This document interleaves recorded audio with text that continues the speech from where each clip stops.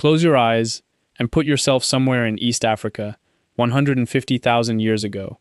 It's the hour just after sunset, the blue hour, when the light drains out of the sky and the world turns to shapes and sound. You're crouched near a river because you need water, and everything that wants to eat you knows you need water too. You have no fur to keep you warm, your fingernails couldn't scratch through bark, your teeth are flat, made for chewing roots, useless for tearing flesh. You cannot climb as fast as a monkey, run as fast as a gazelle, or see in the dark like the thing that is currently watching you from the reeds. By every rule of nature, you should not exist. And yet here you are, one of 8 billion descendants of a creature that spent most of its history as somebody else's meal. That is the mystery worth sitting with, not how we conquered the planet, but how we survived long enough to get the chance. Let's be honest about how the story really began, because we like to imagine our ancestors as rugged spear throwers standing over fallen lions. For most of our existence, that image is a fantasy. Early humans were prey. Full stop. The proof is written in bone. In one of the most famous fossils ever found, the skull of a young human ancestor carried 2 neat puncture marks in the back, an exact match for the talons of a large eagle. A child, lifted off the ground and carried away by a bird. That was not a rare tragedy. That was the ordinary risk of being small, soft, and slow, in a world engineered to hunt. And the hunters were not the animals you see on nature documentaries today. They were bigger, stranger, and better armed. Picture a hyena, the size of a lion, with jaws that could shear straight through the leg bone of an elephant. That animal was real. Picture saber-toothed cats with fangs longer than your hand, built not to chase but to ambush, exploding out of cover and killing with a single bite to the throat. There were cave bears that stood taller than a doorway when they reared up, packs of enormous wolves, crocodiles that dwarfed anything alive now, and cats that hunted cooperatively in the dark. Everywhere our ancestors spread, something was already there, perfectly evolved to end them. Compare that arsenal to what we brought to the fight.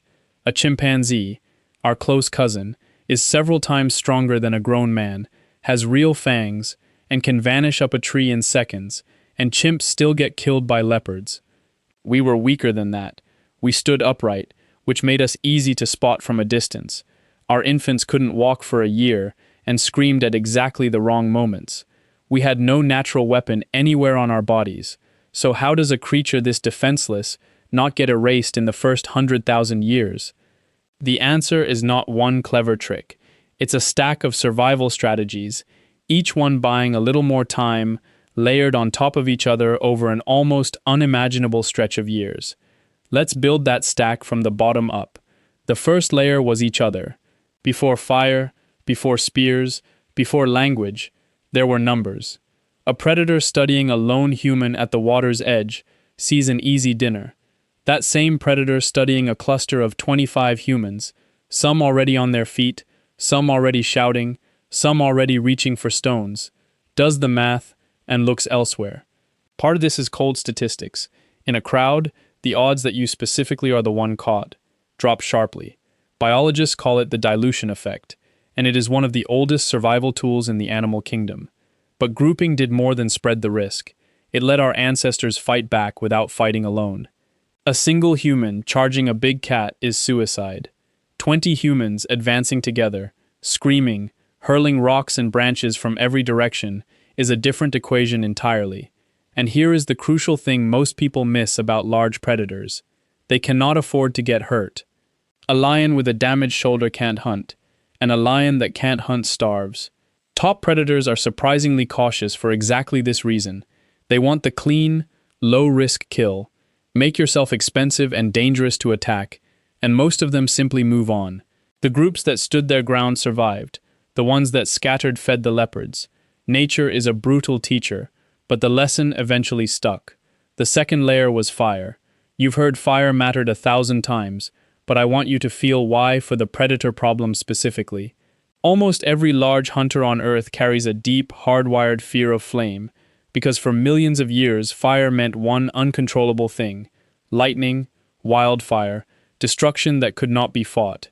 So when a big cat feels heat radiating from a camp and sees light spilling into the dark, its instinct is not curiosity, it's retreat. That flickering circle changed everything. It turned night. the deadliest time of all, when most predators do their work, into something survivable. Sleep, our most helpless state, became manageable, because someone could always keep watch by the fire, while the rest of the group rested.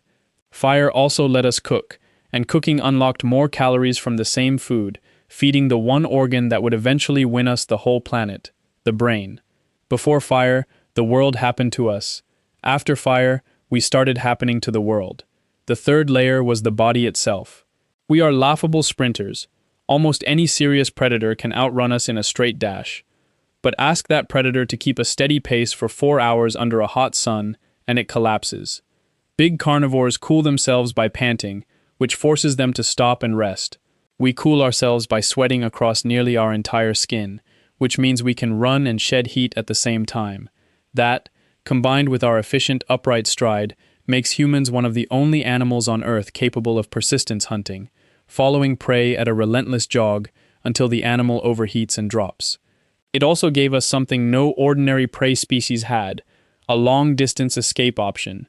Keep moving, and the thing chasing you will overheat before you do. The fourth layer was the mind, and this is where we truly pulled ahead. Two developments changed the game permanently. The first was pattern recognition. Human brains are obsessed with reading the world. A broken twig, a disturbed patch of earth, the depth and shape of a footprint. We learned to track predators the same way we tracked food. We learned their schedules, where the cats hunted at dusk, which animals were solitary, which routes carried fresh markings. We turned observation into knowledge. The second, and the most powerful weapon our species ever developed, was language. Without it, every individual has to personally survive a danger to understand it. And with predators, that first lesson is usually your last. With language, one person's experience becomes everyone's. I saw the spotted cat near the eastern water. If you find tracks like this, go the other way. Knowledge stopped dying with the individual. It accumulated across a group, then across generations, into a spoken map of everything that could kill you, and how to avoid it. Ecologists talk about a landscape of fear, the mental map prey animals build of where danger lives. Humans built that map too, but we were the only ones who could share it, refine it, and pass it down. The predators had claws and speed. We had knowledge that never stopped growing. Over enough time, that is not a fair fight. Eventually, those layers combined into something new. Around 400,000 years ago, our ancestors were crafting genuine throwing spears, not sharpened sticks, but balanced, weighted, aerodynamic tools shaped by people who understood the physics of flight without a single word for physics. And the spear changed the entire relationship. For the first time, we could hurt a predator from 30 feet away, before its claws could ever reach us. We could wound it, drive it off, or kill it outright, with the whole group throwing from every angle. Predators are smart enough to learn. A lion that takes a spear to the flank does not need a second lesson.